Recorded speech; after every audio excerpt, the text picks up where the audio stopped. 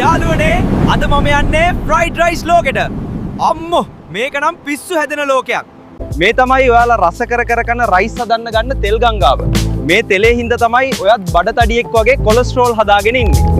යාළුවනේ මෙතන තමයි ආදිවාසී ෆ්‍රයිඩ් රයිස් නායකයා ඉඳලා තියෙන්නේ.